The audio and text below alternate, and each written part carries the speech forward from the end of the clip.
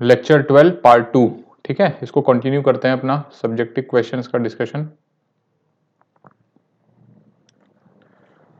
An object of mass 5 kg, ठीक, is projected with a velocity of 20 metre पर second at an angle of 60 degree to the horizontal. ठीक है, u आपको दे दिया है 20 metre पर सेकेंड और इसको प्रोजेक्ट कर रहे हैं 60 डिग्री हॉरिजॉन्टल से, तो ये एंगल 60 डिग्री है। At the highest point of its path, the projectile explodes and breaks up into two fragments of masses 1 kg and 5 kg। ठीक है, हाईएस्ट पॉइंट पे आपको पता है वेलोसिटी हॉरिजॉन्टल हो जाती है।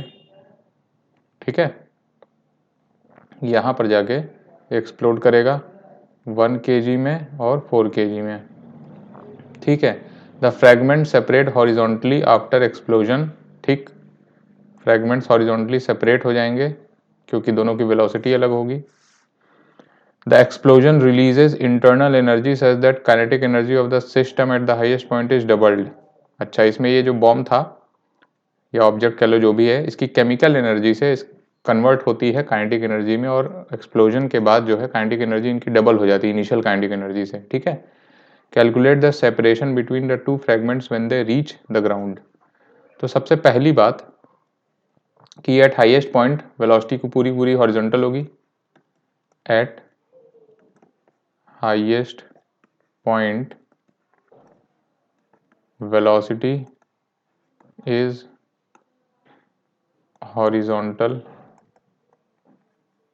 और वो कितनी होगी u cos 60, तो 20 इंटू 1/2 इज 10 मीटर पर सेकेंड हो जाएगी। ठीक है, मास 5 kg दिया है, तो what we will do is, ये है आपका टोटल 5 kg। सपोज करो ये एक्सप्लोड करता है 1 kg में और 4 kg में, तो इसकी वेलोसिटी हम लोग आगे की तरफ v1 मान लेते हैं, इसकी वेलोसिटी आगे की तरफ v2 मान लेते हैं। ठीक, तो मोमेंटम कंजर्वेशन लगाते हैं क्योंकि कोई एक्सटर्नल फोर्स नहीं है। Momentum conservation along horizontal direction. ठीक है, तो क्या होगा, पहले था 5 इंटू, पहले वेलोसिटी थी 10, ठीक, is equal to 1 into v1 plus 4 into v2। ठीक है, तो v1 प्लस 4 v2 बराबर 50। ये मेरी पहली इक्वेशन आ गई। अब देखो इनिशियल काइनेटिक एनर्जी क्या होगी, इनिशियल काइनेटिक एनर्जी होगी, इनिशियल काइनेटिक एनर्जी होगी that is half m u square, तो half into 5 into u is what 10 square. ठीक है, तो ये कितना हो जाएगा 50 इंटू 5 250 हो जाएगा। अब जो फाइनल काइनेटिक एनर्जी होगी वो बोल रहा है इसकी डबल हो जा रही है। देखो आप, the explosion reaches internal energy such that kinetic energy of the system at the highest point is doubled. ठीक, अब जो फाइनल काइनेटिक एनर्जी होगी वो होगी twice into initial kinetic energy. ठीक है, 2 into 250 is equal to 500 joule. ठीक है, और फाइनल काइनेटिक एनर्जी क्या होगी आपकी, half m1 v1 square plus half m2 v2 square is equal to 500। ठीक है, तो यहाँ से हमें मिलता है कि हाफ इंटू m1 की value 1 into what is v1, v1 is हमने माना हुआ है v1 square plus half into 4 into v2 का स्क्वायर इज इक्वल टू 500। अब यहाँ से हमें v1 v2 में सेकेंड इक्वेशन मिलती है, तो ये हो जाएगा आपका v1 स्क्वायर प्लस 4 v2 का स्क्वायर बराबर 1000। This is our second equation. ठीक है, तो आप फर्स्ट इक्वेशन से किसी एक का दूसरे के फॉर्म में v1 को v2 के फॉर्म में निकाल के you can put in second equation and solve. ठीक है, पूछ क्या रहा है हमसे क्वेश्चन में calculate the separation between two fragments when they reach the ground. तो देखो कैसे होगा ये, मैं बता देता हूँ। सॉल्व फॉर v1 v2, ठीक है।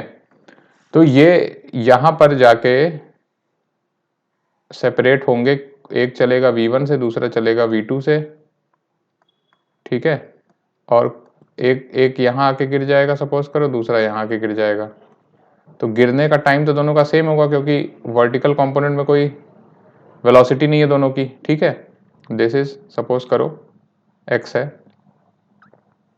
तो गिरने का टाइम क्या होगा, ये हाइट अगर निकाल दें हम h होता है u square sine square theta upon 2g, तो 10 square into sine square 60 upon 2 into 10, सो ये कितना हो जाएगा 5 इंटू √3/2 का स्क्वायर, राइट।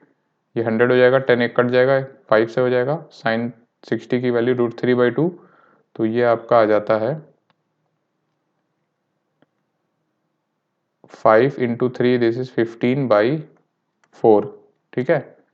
तो अब आप इस हाइट टाइम को निकाल सकते हैं कि h is equal to half gt का स्क्वायर, ठीक। तो 15/4 is equal to half into 10 into t का स्क्वायर। तो यहां से हमें t मिल सकता है, t square is equal to, देखो ये 2 से 2 चला जाएगा, ये 10 आ जाएगा इधर, या ऐसे कर लेते हैं 30 अपॉन दिस इज 40, सो 3/4, तो t की वैल्यू हो गई √3/2, ठीक है। तो x जो होगा सेपरेशन, x की वैल्यू होगी दोनों के बीच का वेलोसिटी का डिफरेंस और ये टाइम, ठीक है। t इंटू मॉड ले लो आप v1 माइनस v2, ठीक है। This will be your answer. तो यहाँ से आप v1 v2 निकाल लो, और ये दिस इज हाउ कितने टाइम में जमीन पे हिट कर रहे हैं उस टाइम में दोनों के बीच की horizontal separation, t is v1 minus v2, ठीक है। So please solve and get the answer. हम लोग चलते हैं नेक्स्ट क्वेश्चन पे। A block A of mass 2m is placed on another block B of mass 4m। इसका मास 4m है, इसका 2m है, ठीक है। The two blocks have same length 4d, इनकी दोनों की लंबाई 4d दी हुई है आपको। As shown in figure, the coefficient of friction both static and kinetic between block B and table is mu। अच्छा यहाँ पर आपको mu दिया हुआ है। There is no friction between two blocks, यहाँ पर कोई friction नहीं है, ठीक है। A small object of mass m, ये दिख रहा है आपको, is moving horizontally along a line passing through the center of mass of block B, ठीक, इसके सेंटर के along ये आ रहा है और हिट करता है। And perpendicular to face with a speed v collides elastically, ध्यान दीजिए इलास्टिक कोलिजन होता है इसका, with the block B at a height d above the table। तो आपसे तरह तरह की चीजें पूछ रहा है। तो सबसे पहले इलास्टिक कोलिजन है, तो आप क्या करोगे, दो इक्वेशन लिखोगे आप।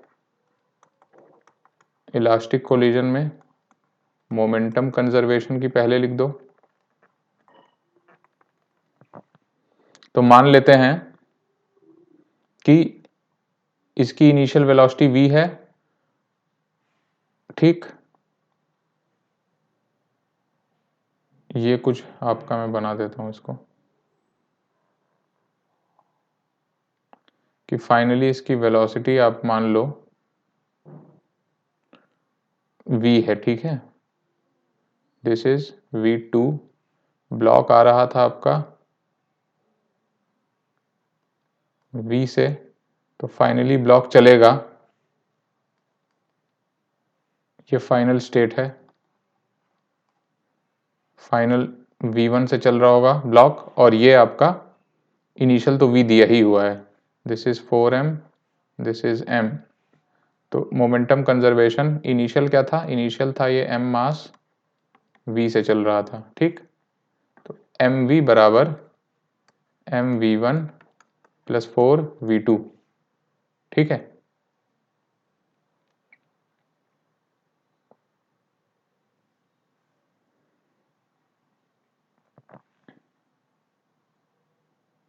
v की हमें मिनिमम वैल्यू निकालनी है, ठीक है। तो v1 v2 हमने मान लिया, ऑलराइट। तो यहाँ से आ जाएगा v is equal to v1 plus 4v2, ये मेरी फर्स्ट इक्वेशन। अब मैं सेकंड इक्वेशन बनाऊंगा ई से, what is velocity of separation, ये हो जाएगी v2 minus v1, velocity of approach आपको पता है v ही है, ये इज इक्वल टू 1 हो जाएगी। तो यहाँ से आ जाएगा v2 माइनस v1 बराबर v, ये मेरी सेकंड इक्वेशन आ गई, ठीक है। अब देखो यहाँ से मैं अगर इस इक्वेशन को जोड़ दूं तो ये v1 कैंसिल हो जाएगा, मैं उसको उल्टा लिख लेता हूँ, v is equal to v2 minus v1, ठीक है। ये सेकंड इक्वेशन हो गई। तो फर्स्ट प्लस सेकंड अगर मैं करता हूँ तो 2v आ जाएगा और ये हो जाएगा 2v v2 और 4v2 that is 5v2, v1 cancel हो जाएगा, ठीक है। तो आप देख सकते हो v2 की वैल्यू हो गई 2/5v, ठीक। अब हमसे क्वेश्चन में पूछ रहा है what is the minimum value of v required to make the block A topple. देखो ब्लॉक ए टॉपल कब करेगा कि जब यहाँ पे कोई फ्रिक्शन नहीं है, तो ये मूव करेगा और ऐसा मूव करे कि ये पूरी की पूरी लेंथ इससे पास कर जाए। जब ये नीचे वाला ब्लॉक पूरी की पूरी लेंथ पास कर जाएगा 4d के बराबर, जस्ट 4d के बराबर लेंथ अगर चलता है ये, तो ये नीचे वाला ब्लॉक ऊपर वाला ब्लॉक गिर जाएगा, उसके नीचे कुछ बचेगा नहीं, ठीक है। तो यहाँ पर फ्रिक्शन है चूंकि, तो आपको इतनी वेलोसिटी इसको इम्पार्ट करनी होगी ताकि ये 4d डिस्टेंस तक जाके रुक जाए, ठीक है। तो ये अब आप देख सकते हो ये उसका मोशन का इक्वेशन बनेगा कि s बराबर 4d। अब क्योंकि ये चलेगा तो एक्सीलरेशन कितना होगा, एक्सीलरेशन तो होगा आपका minus mu N by m, ठीक है।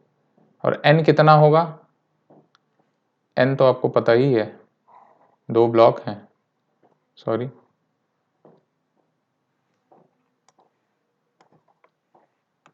दिस इज 4m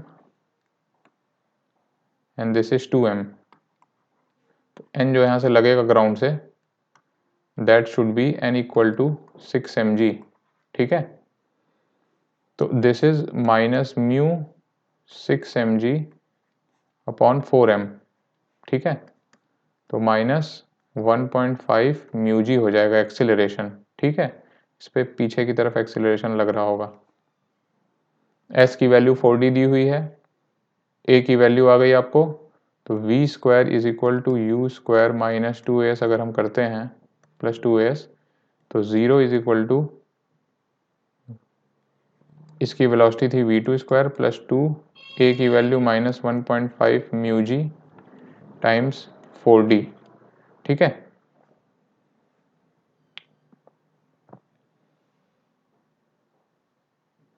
ठीक, तो ये है हमारा v2 मिन, ये जो v2 आएगा that is will be v2 मिन, ठीक है।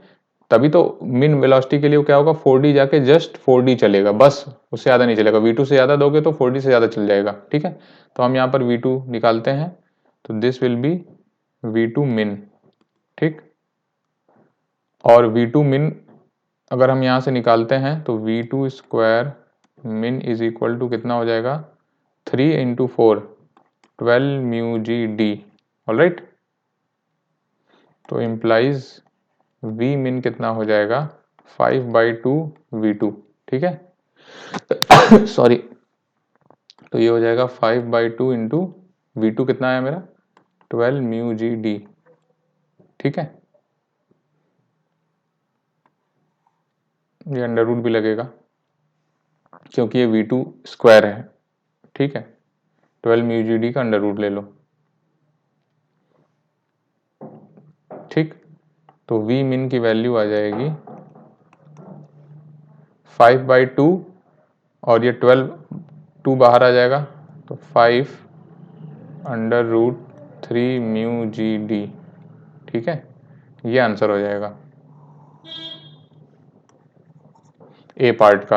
अब आगे भी पूछ रहे हैं, कह रहे हैं कि इफ v की वैल्यू 2v0 है, ये जो ऊपर हमने निकाला है दैट इज v0, ठीक है। v मिन की वैल्यू हम लोग बोल रहे हैं v0। अब ये कह रहे हैं कि अगर v की वैल्यू इसकी ट्वाइस है तो बताना है कि from point P eight which point find the distance eight which m falls on table after collision. तो ये बहुत सिंपल क्वेश्चन है। देखो ये m, अब ये 2v0 से जा रहा है, फिर इलास्टिक कोलिजन करेगा, अब इसकी वैल्यू 2v0 हो जाती है, ठीक है। फिर से ये इसको कुछ सपोज करो v1 प्राइम मिलता है और 4m को जो है v2 प्राइम मिलता है। This is m, this is 4, ठीक है। अब हम इक्वेशन लिखेंगे कि m 2v0 is equal to m v1 prime plus 4m v2 prime, ठीक।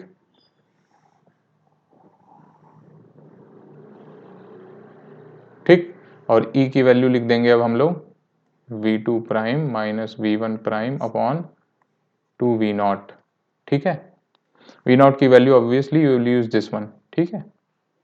तो यहां से आएगा इक्वल टू 1, 2v0 की वैल्यू आ जाएगी v2 prime minus v1 prime,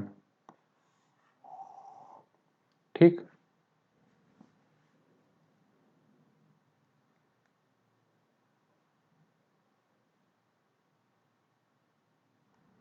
ठीक है, और ये इक्वेशन कितनी बनी थी, 2v0 is equal to v1 prime plus v2 prime. अब हमें क्या निकालना है, सॉरी दिस इज 4, ठीक है। तो अब हम लोग क्या करते हैं, हमें एलिमिनेट करना है v2 प्राइम, तो v2 प्राइम यहाँ से हम एलिमिनेट कर देते हैं। पुट v2 प्राइम की वैल्यू इसमें सेकेंड इन फर्स्ट, सेकेंड को फर्स्ट में डालो, तो 2v0 is equal to v1 prime plus 4, v2 prime की वैल्यू मैं यहाँ से डाल देता हूँ, तो this becomes 2v0 plus v1 prime, ठीक है। तो आप इससे v1 प्राइम निकाल सकते हैं, कितना आ जाएगा, v1 प्राइम एक बार यहाँ से और 4 यहाँ से, तो 5v1 prime is equal to 2v0 यहाँ और 8v0 यहाँ, तो 8v0 इधर जाएगा तो माइनस 6v0 हो जाएगा, मतलब v1 प्राइम की वैल्यू माइनस 6/5v0 आ गई। माइनस का मतलब ऑपोजिट डायरेक्शन, तो ये हो जाएगा minus 6/5 into v0। What is v0, 5/√3 mu G D, तो v1 प्राइम की वैल्यू आ गई 3 म्यू जी डी। अब ये फेयरली इजी क्वेश्चन हो गया, कितने कहाँ पे जाके गिरेगा, तो इसका प्रोजेक्टाइल मोशन होगा इस तरह, ये हाइट मान लो h है, तो फाइंड द टाइम, तो ये डिस्टेंस जो हो जाएगी that is t into v1 का प्राइम, ठीक है। x बराबर t इंटू वी1 का प्राइम, तो x बराबर t इंटू वी1 का प्राइम। ये डिस्टेंस आप निकालना, टाइम निकालना आप जानते हो कि जीरो वेलोसिटी से गिर रहा है और जमीन पे आके t की वैल्यू क्या हो जाएगी, h is equal to half g t square, ठीक है। तो please solve and get the answer. Next question पे चलते हैं। A uniform thin rod of mass m and length L is standing vertically along y-axis on a smooth horizontal surface with its lower end at origin 0, 0, ठीक।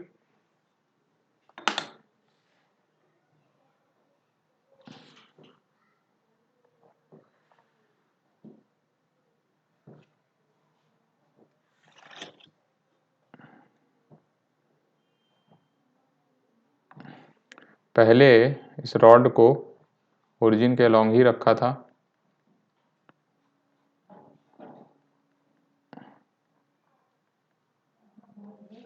ठीक। अब क्या कह रहे हैं, स्लाइड डिस्टरबेंस क्या आता है, स्मूथ सरफेस है, slide disturbance at t equal to 0 causes the lower end to slip on smooth surface along positive x axis, ये x हो गया और ये y हो गया, ठीक है। द रॉड स्टार्ट फॉलिंग, ये अपना स्मूथ फिसलेगा और ये गिरता चला जाएगा, ठीक है। What is the path followed by centre of mass of rod during its fall, centre of मास का, ये तो बहुत इजी क्वेश्चन है पहला वाला। देखो इसका सेंटर ऑफ मास कहीं यहाँ पर होगा, तो सेंटर ऑफ मास पे no force in horizontal direction and initially centre of mass is at rest. तो अगर रेस्ट पे है और कोई फोर्स भी नहीं है तो रेस्ट पे ही रहेगा। वर्टिकल डायरेक्शन में जी लग रहा है, हॉरिजॉन्टल डायरेक्शन में कुछ मोशन नहीं है, तो इसका मतलब हॉरिजॉन्टली उसकी पोजीशन चेंज नहीं होगी, तो सेंटर ऑफ मास वर्टिकली नीचे आएगा। Therefore centre of mass will fall vertically downward. ठीक है, ये तो इजी क्वेश्चन है। फिर कह रहा है find the equation of trajectory of a point on a rod located at distance R from the lower end. तो अब ये जब स्लिप करता हुआ जाएगा तो थोड़े टाइम में हम किसी टाइम पे मान लेते हैं कि इसकी कुछ इस टाइप की, जस्ट अ मिनट,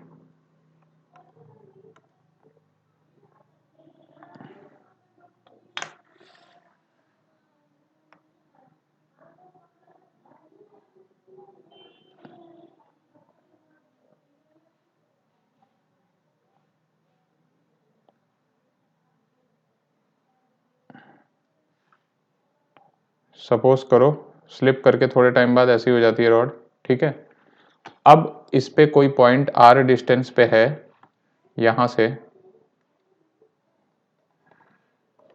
तो ये डिस्टेंस आर है, तो इसके ट्रेजेक्ट्री का इक्वेशन हमें बताना है। ठीक है, ओरिजिन आपका यही है, तो इसके कोऑर्डिनेट्स अगर x, y आ जाएं तो हम लोग उसका रिलेशन निकाल सकते हैं। This will be my x and this will be my y। ठीक है, अच्छा, सेंटर ऑफ मास से ये दूरी कितनी है, ये पूरी सेंटर ऑफ मास बीच में होता है, तो ये वाली लेंथ जो है इसको चलो नाम दे देते हैं, this is a, this is o and this is c। Centre of मास से c, तो AC जो है, AC की वैल्यू L/2 हो जाएगी, पूरी रॉड का लेंथ L है। ठीक है, अगर ये R है, इसको थीटा मान लेते हैं, इस मोमेंट पे थीटा है ये। ठीक, तो x की वैल्यू निकालो क्या होगी, देखो x की वैल्यू हो जाएगी, x की वैल्यू क्या होगी, x की वैल्यू होगी this distance that is L/2 cos theta minus ये वाली distance that is R cos theta. ठीक है, तो यहां से मेरा आ जाएगा cos theta is equal to x upon L/2 minus R। ठीक, ये मेरी फर्स्ट इक्वेशन आ गई। अब सिमिलरली मैं y के लिए लिखूंगा, तो ये y is what, R sine theta, simple है, y की वैल्यू हो जाएगी R साइन थीटा, तो यहाँ पर साइन थीटा की वैल्यू हो जाएगी y/r।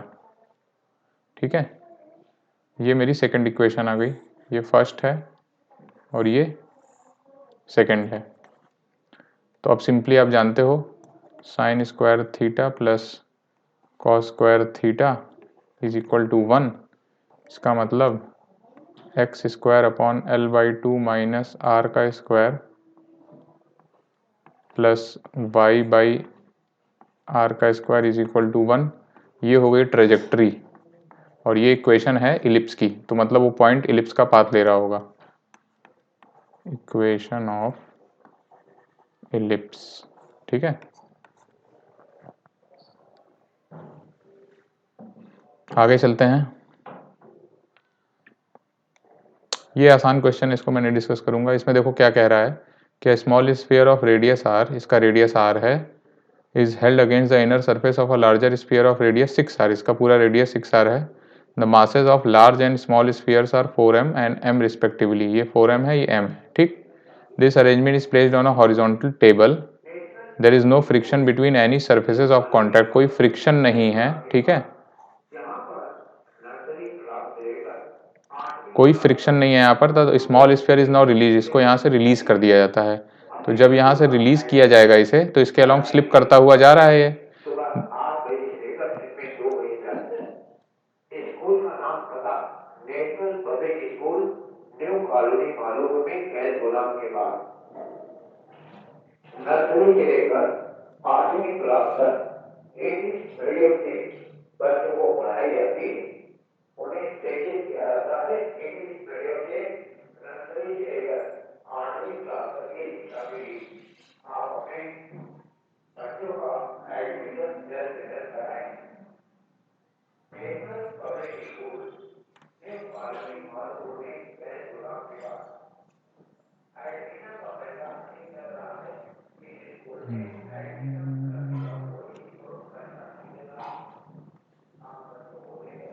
ठीक है, तो इनके बीच में कोई फ्रिक्शन नहीं है, तो ये स्लिप करता हुआ चलेगा। फिर कह रहा था small sphere is now released, तो ऑब्वियसली कोई फ्रिक्शन नहीं है, तो जहां से स्टार्ट करेगा उसी लेवल तक वापस चला जाएगा, तो फाइनली इस लेवल पे वापस जाएगा। ठीक, find the coordinates of centre of larger sphere, इसके सेंटर का कोऑर्डिनेट बदल the smaller sphere reaches the other extreme, तो अदर एक्सट्रीम इसकी यही हुई, अदर एक्सट्रीम। तो बड़ा सिंपल सा क्वेश्चन है ये, सेंटर ऑफ मास का m1 x1 m2 x2 करना है आपको इसमें। तो देखो हॉरिजॉन्टली इनके ऊपर कोई फोर्स नहीं है सिस्टम पे, no force in x direction on the two sphere system. ठीक है, therefore centre of mass will be at rest along x direction. ठीक है, क्योंकि इनिशियली भी रेस्ट पे है। तो अगर ये इसके रिस्पेक्ट में ये कितना मूव कर रहा है, यहां से यहां तक सपोज करो ये कुछ x चला, तो आप इक्वेशन लिख लेना, इसकी पहले निकाल लो ये कितना चला, इसके रिस्पेक्ट में इतना चला, और उसके बाद इसका जोड़ दो, इसमें माइनस कर दो ऑब्वियसली, तो ये हो जाएगा m। देखो ये यहाँ से लेके ये पूरी इसका रेडियस 6r और ये रेडियस r है, तो ये इसके सेंटर से इसका सेंटर का डिस्टेंस हो गया 5r, तो ये इसके सेंटर से इसका डिस्टेंस हो गया 5r, तो this is 5r and this is 5r, 10r हो गया। ठीक, ये अपने सेंटर से जब यहाँ तक आया, इसके सेंटर के बीच की डिस्टेंस निकाल लो आप, तो ये 6r पूरा है, उसमें से एक r चला जाएगा, this is 5r and this is 5r, तो 10r हो जाएगा। 10r इसके रिस्पेक्ट में चल रहा है पीछे। ठीक है, तो आप मानो कि ये ऑब्वियसली आगे जाएगा। ठीक है, ये x दूरी आगे चला जा रहा है। हम लोग पीछे का कन्वेंशन पॉजिटिव, आगे का कन्वेंशन पॉजिटिव, पीछे का नेगेटिव लेते हैं, तो दिस इज -10r, ये पीछे गया इसके रिस्पेक्ट में। ठीक,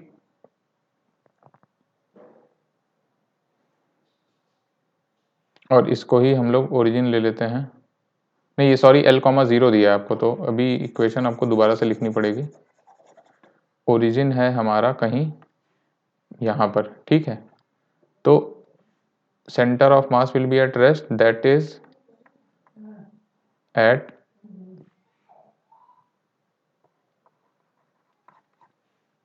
COM की इनिशियल पोजीशन निकालो, m1 x1 plus m2 x2 upon m1 plus m2। ठीक है, इससे निकालना पड़ेगा, तो m1 is what 4m into L plus m into L plus, अब ये l प्लस इतनी दूरी, ये कितनी है, दिस इज 6r, तो 5r हो गई अपॉन 4m प्लस m, ये हो जाएगी सेंटर ऑफ मास की पोजीशन, और ये चेंज नहीं होगी। तो अब आप इसके रिस्पेक्ट में लिखोगे सारी चीजें। ठीक, तो फाइनली अगर ये x खिसक जाएगा, ये यहाँ पर आ जाएगा, तो इक्वेशन बनेगी m इंटू, देखो ये l था, तो l माइनस ये कितना है 5r, इसके रिस्पेक्ट में है, प्लस x। ठीक, प्लस 4m कितना चला, x चला,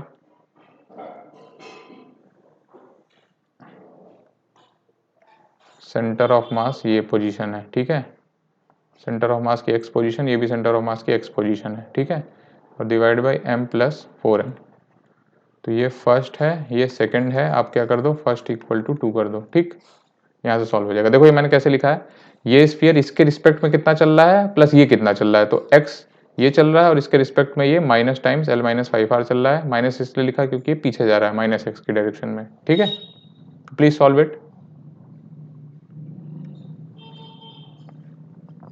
Next question, a cart is moving along x direction with a velocity of 4 meter per second. Okay, the person on the cartridge throws a stone with a velocity of 6 meter per second relative to himself. Okay, In frame of reference, the card and the stone is thrown in the YZ plane making an angle 30 degree with the vertical Z axis. अब ये थोड़ा सा अलग question है क्योंकि ये 3D question हो जाता है। अब this is Z, this is Y और ये आपका X है। कार्ट आपका कुछ इस तरह से है, ठीक है। तो जो फेंका जा रहा है वो कुछ इस डायरेक्शन में है। This is theta, theta is equal to 30 degree, ठीक। और 6 के स्पीड से फेंका जा रहा है, ठीक है। और कार्ड खुद चल रहा है 4 मीटर पर सेकंड से x की डायरेक्शन में, ठीक। Eight the highest point of its trajectory the stone hits an object of equal mass hung vertically from branch of a tree by means of a string of length L. तो इस type का question हम लोगों ने किया है। ये projectile motion होगा, यहाँ पर जाके ये हिट करेगा एक बॉब को और जो एक ट्री से लटका हुआ है, ठीक है। यहाँ से सपोज करो टाइड है, फिर इससे अटैच हो जाएगा। तो एट हाईएस्ट पहले सबसे पहले इसकी वेलोसिटी देखते हैं क्या क्या होगी।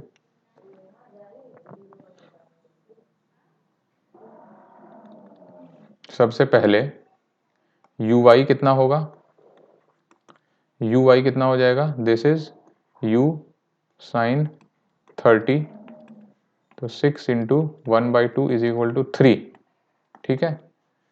uz कितना हो जाएगा, u cos 30 is equal to 6 into √3/2, तो 3√3।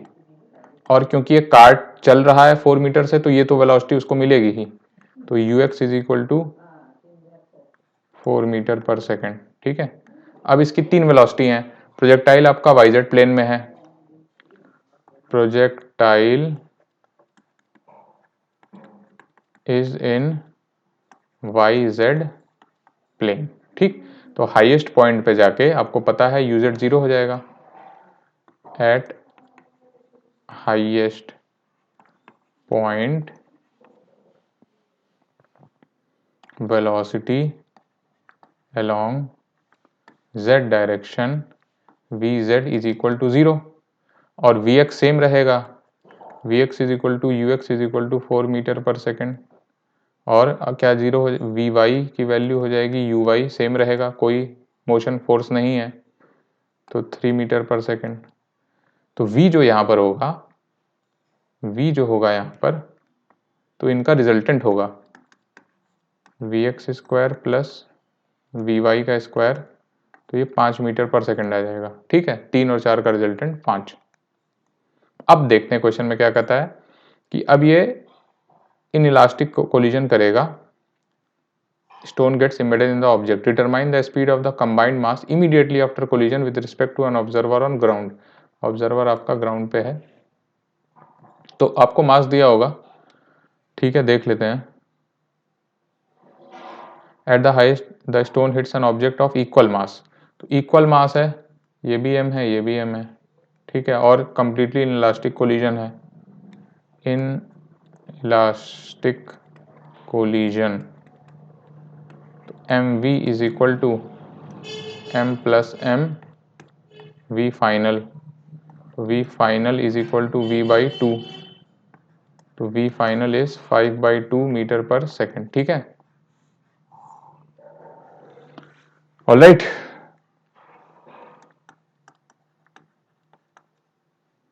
तो दोनों फिर 2.5 मीटर से पर सेकेंड से चलते हैं, तो ये हमारा पहला पार्ट का आंसर आ गया, 2.5 मीटर पर सेकेंड। दूसरे पार्ट में कह रहा है कि the length L of string such that tension in strings become 0 when the strings become horizontal during the subsequent motion of combined mass. यहाँ पर जाके टेंशन 0 हो जाएगा कह रहे हैं ये, तो अगेन यहाँ पर टेंशन 0 हो जाएगा, तो आप एनर्जी बैलेंस कर दो यहाँ और यहाँ के बीच में, ये भी एल है, ये भी एल है। Second part, this is first part, energy balance half m plus m v final का square is equal to m plus m GL, ठीक। So you can easily find यहाँ से L की वैल्यू कितनी आएगी, तो L की वैल्यू हो जाएगी VF स्क्वायर अपॉन 2G, तो L की वैल्यू हो जाएगी 2.5 का स्क्वायर अपॉन 2 इंटू 10, ठीक। तो ये हो जाएगी 5 का square is how much, 25/4 into 2 into 10, ठीक है। तो ये आंसर आ जाएगा आपका, फाइंड इट, ठीक है। हमने क्या किया, यहाँ पे और यहाँ के बीच में एनर्जी बैलेंस कर दिया सिंपली, ठीक है।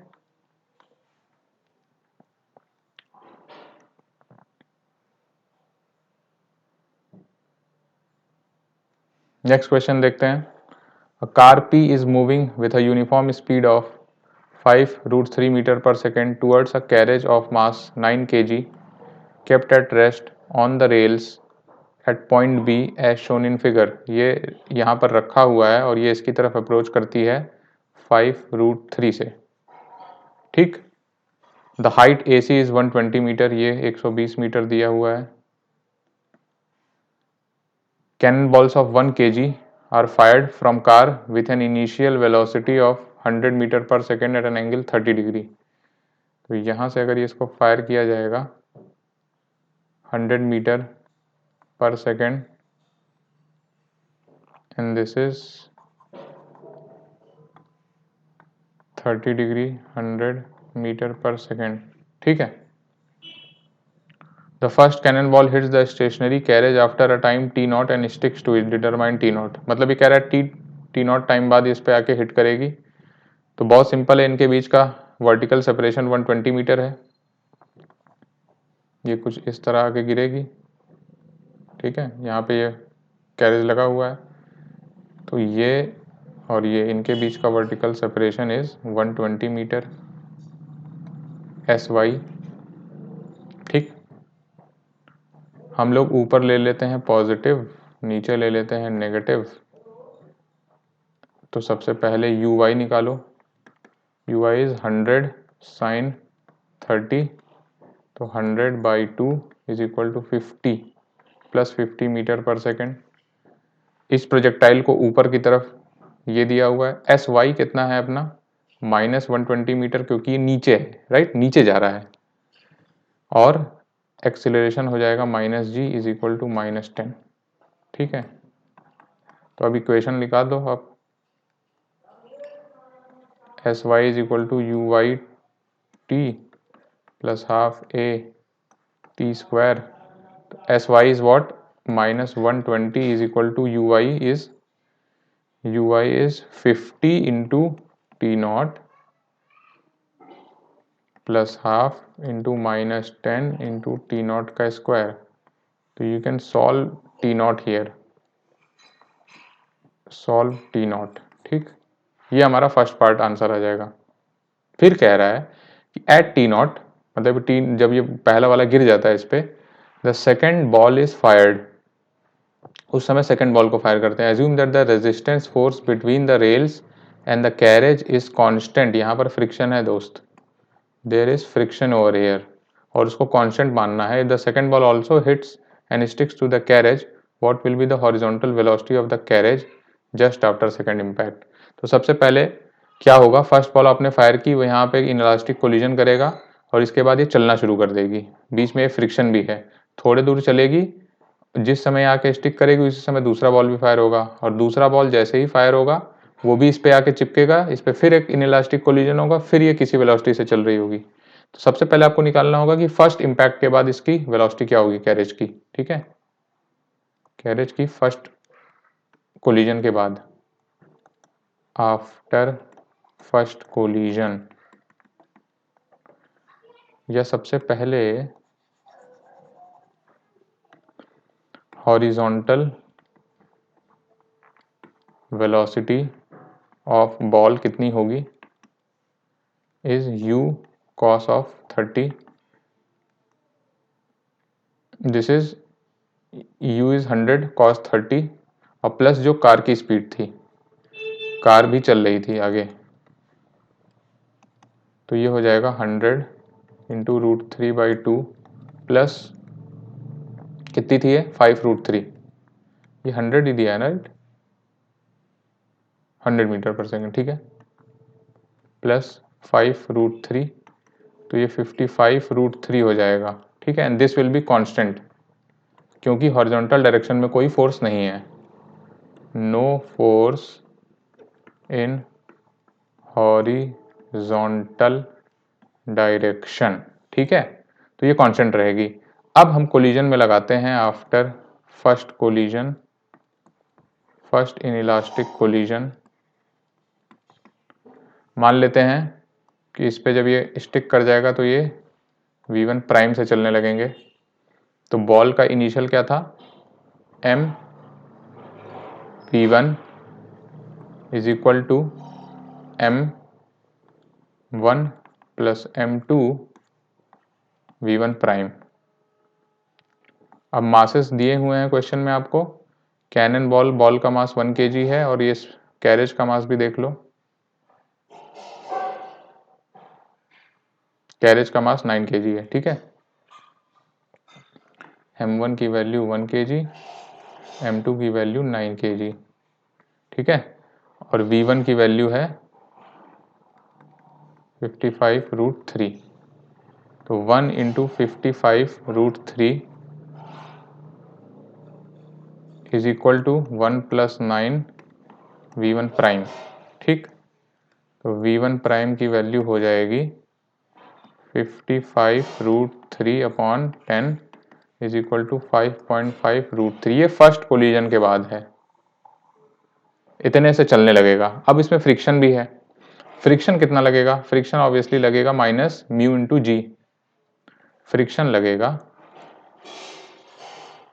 यस, अभी कुछ क्वेश्चन में दिया नहीं है तो हम लोग अभी इसको ए मान लेते हैं, फ्रिक्शन की वैल्यू छोड़ दो अभी इसे, will come back to it.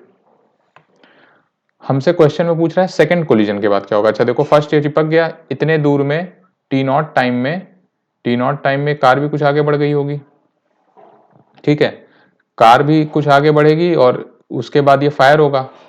जब ये इतनी डिस्टेंस चल के आगे बढ़ा और कैरेज भी कुछ, जब ये हिट करेगा उतने दूर में कैरेज भी कुछ आगे बढ़ चुका होगा, लेकिन ये गिर फिर से कैरेज पे रहा है। इसका क्या मतलब है कि जितना डिस्टेंस t0 टाइम में कार आगे बढ़ी उतना ही डिस्टेंस फर्स्ट कोलिजन और सेकंड कोलिजन के बीच में कैरेज बढ़ेगा।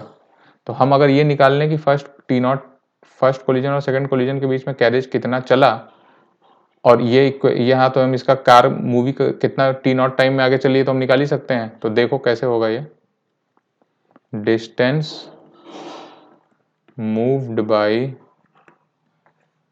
Car in t0 time is equal to, कितनी इसकी वेलोसिटी थी, 5√3 t0 हो जाएगा, 5√3 टाइम्स t0, ठीक है।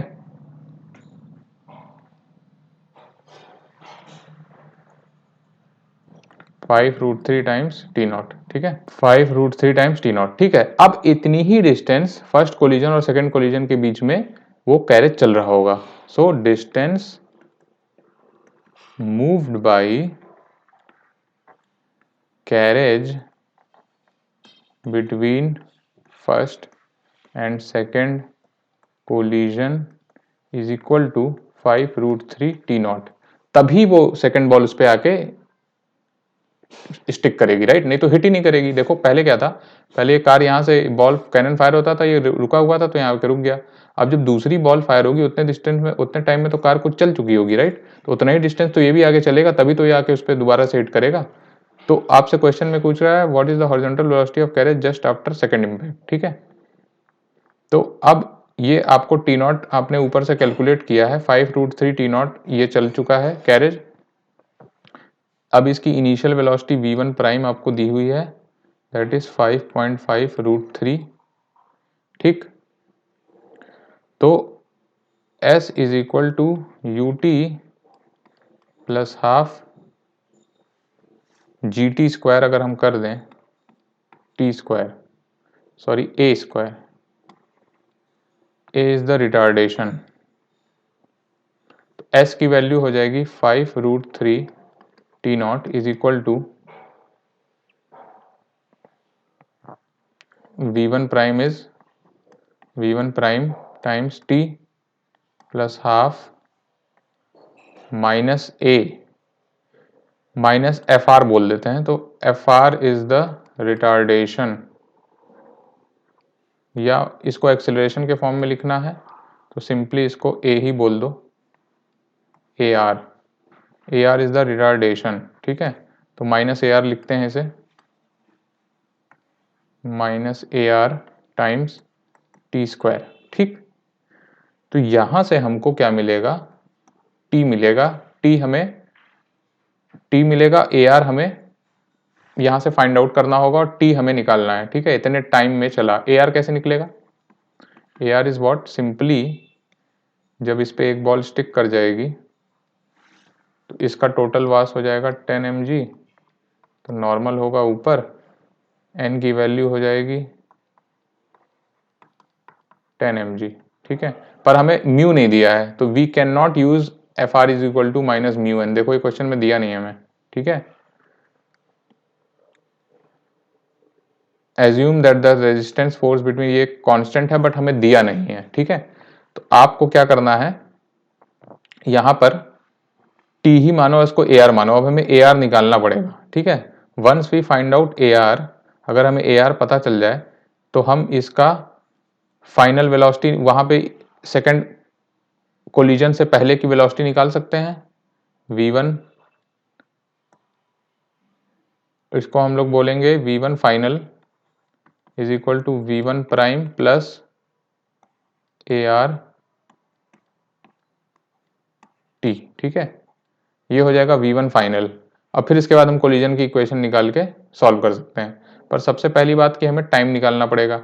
ठीक है, we need to find time. अब हम टाइम कैसे निकालें, हमें डिस्टेंस दी हुई है कि कितना चला और हमें इनिशियल वेलोसिटी दी हुई है, तो हम कौन सी इक्वेशन हमें यूज करनी चाहिए, क्या V square is equal to V square वाली इक्वेशन नहीं यूज कर सकते हैं,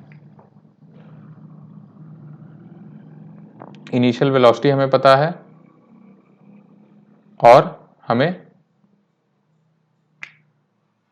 कुछ रिटार्डेशन है, टाइम भी हमें नहीं पता है कितना टाइम लगा इसे। ठीक है, तो देखो क्वेश्चन में जिस समय पहली बॉल कैनन से यहां से फायर होती है, वो आके इस पे लैंड करती है और तुरंत दूसरी बॉल फायर हो जाएगी, तो दूसरी बॉल को भी वर्टिकल उतना ही सेपरेशन कवर करना पड़ रहा है, तो दूसरी बॉल का भी time of flight T naught ही होगा। ठीक, तो दूसरी बॉल का आप लिखोगे for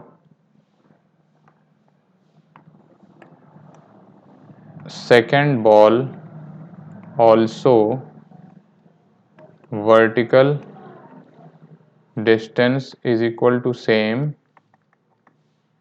hence t is equal to T naught. ठीक है, तो यहां पर आप टी नॉट डाल दो, जितने देर में दूसरी वाली गिरेगी उतना ही देर में कैरेज कितना आगे बढ़ जाएगा, तो t की वैल्यू टी नॉट डाल दो यहां पर, तो यहां पर आप 5√3 टी नॉट की वैल्यू हो जाएगी 5.5√3 T naught plus half minus A R times T naught का स्क्वायर, तो यहां से हम निकल जाएंगे find A R. So once you have A R, तो आप इस इक्वेशन का यूज करके v1 फाइनल निकाल लेंगे, v1 prime minus A R times T not, और वेलोसिटी आफ्टर सेकंड कोलिजन कैसे निकलेगी वो देखो, वेलोसिटी आफ्टर सेकंड कोलिजन कैसे निकलेगा, तो वो हो जाएगा v1 double prime is equal to, पहले कितनी थी m1 plus m2 times v1 final upon, अब दो बॉल आ चुकी होंगी तो 2m1 प्लस m2। ठीक है, ये निकल जाएगा आपका, तो this will be your answer. थोड़ा सा लेंदी क्वेश्चन है पर स्टेप बाय स्टेप करो थोड़ा समझ के तो ये हो जाएगा, और ये बहुत अच्छा क्वेश्चन था आज के एक्सरसाइज का, तो please solve it again on your own. ठीक है, ठीक, नेक्स्ट क्वेश्चन पे आते हैं,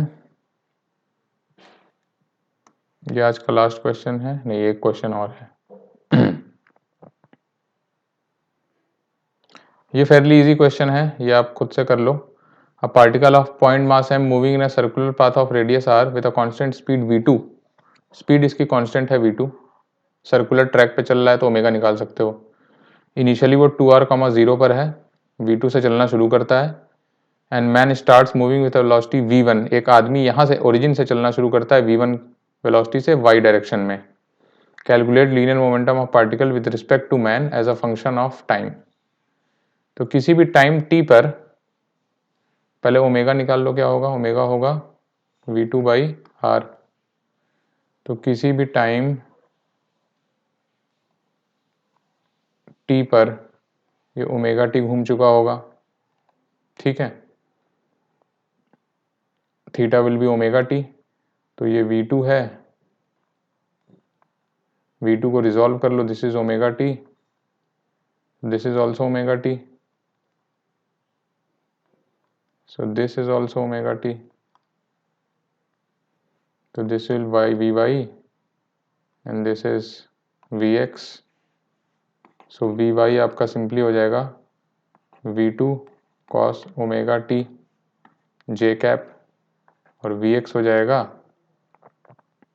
v2 sin omega t minus i cap.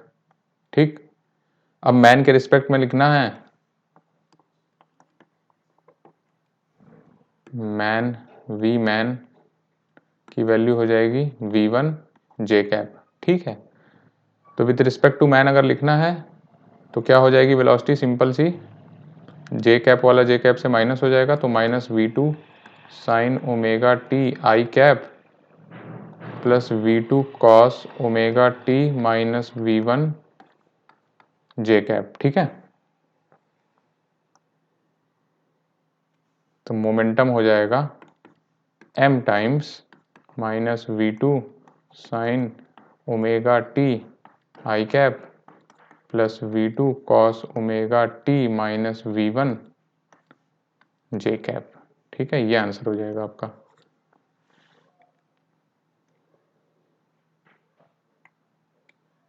फिर नेक्स्ट क्वेश्चन पे आते हैं, लास्ट क्वेश्चन आज का। 2 point masses m1 m2 are connected by a spring of natural length L0.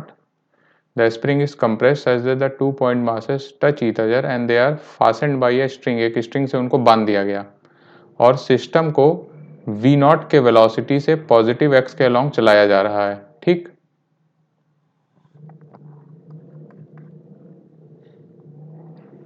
When the system reaches the origin, the strings breaks, मतलब अब system को छोड़ दिया गया ओरिजिन से, तो इनिशियली तो सटे हुए हैं दोनों इनके बीच में स्प्रिंग फुली कंप्रेस्ड है। The position of point mass m1 is given by, m1 की पोजीशन दी हुई है x1 is equal to V naught T minus A 1 minus cos omega T. ठीक है, राइट, ये m1 है, ये m2 है, ए ओमेगा कॉन्स्टेंट है आपके। Find the position of second block as a function of time, find the relation between A and T naught, sorry L naught. तो देखो बहुत सिंपल सा लॉजिक है कि ये इस सिस्टम पे ऑन स्प्रिंग मास सिस्टम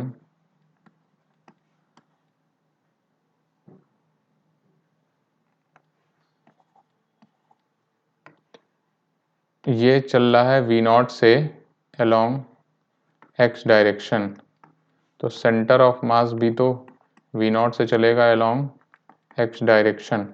ठीक है, तो position of centre of mass at time t0 is equal to v0 t। ठीक है, v0 t होगी इसकी पोजीशन किसी भी टाइम t पे। ठीक, v0 से चल रहा है और पोजीशन क्या होगी xcom, अगर हम उससे करेंगे तो m1 x1 plus m2 x2 upon m1 plus m2। तो ये इक्वेशन का यूज करें हैं अगर हम, दिस इज xcom, तो यहां से चला जाएगा मेरा m1 x1 plus m2 x2 is equal to m1 plus m2 v0 t। ठीक, हमें x2 निकालना है, तो x2 निकालने के लिए होगा मेरा m1 plus m2 v0 t minus m1 x1 upon m2। ठीक है। तो x2 की वैल्यू आ जाएगी, या यहीं पर लिख देते हैं इसे, x2 की वैल्यू आएगी V0T माइनस ये m1/m2 1 होगा और ये m1/m2 यहाँ से -x1 आ जाएगा, ठीक है। तो 1 माइनस प्लस m1/m2 और x1 की वैल्यू हमें दी हुई है। What is x1? x1 की वैल्यू दी है V0T minus A1 1 minus cos omega T, V0T minus A 1 minus cos omega T, 1 minus cos omega T, ठीक है। तो अब इसको अगर आप सॉल्व करो,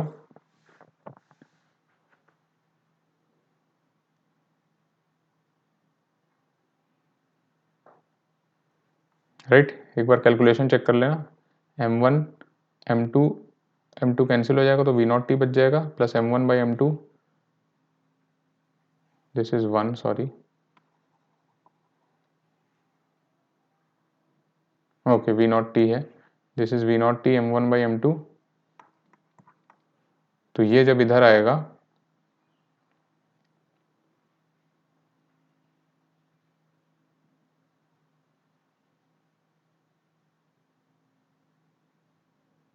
तो x2 की वैल्यू अगर हम लिखें V0T common 1 plus m1/m2,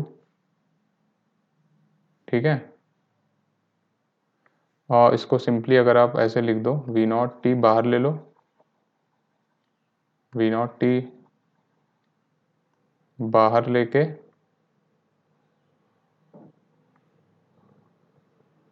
V0T plus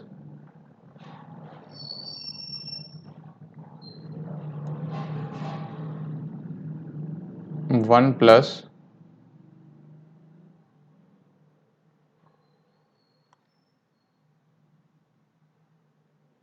ठीक है, V0T प्लस ये कुछ x2 आ रहा है, देखो इसको मैं सिंप्लीफाई करने की कोशिश कर रहा हूँ, 1 प्लस m1/m2 ये अलग हो जाएगा और फिर minus m1/m2 A1 minus cos omega T, ठीक है। ये कुछ ऐसे आ गया, ठीक। तो x1 x2 मुझे दोनों पता चल गए। अब हमसे पूछ क्या रहा है, find the position of second log as a function of time, ये निकल गया। Find relation between a and L0। देखो अगर मेरे पास x1 की वैल्यू दी है V0T minus A1 minus cos omega t, तो मैं V1 निकाल लूंगा, ठीक है, dx1/dt। फिर मैं A1 निकालूंगा, that is dx1 square by dt square, ठीक। तो ये हो जाएगा, एक बार डिफ्रेंशिएट करो इसे, तो this will be V0 minus minus plus का फिर एक माइनस आ जाएगा, minus A omega sine omega t, और यहाँ आ जाएगा minus A omega square cos omega t. तो एट नेचुरल लेंथ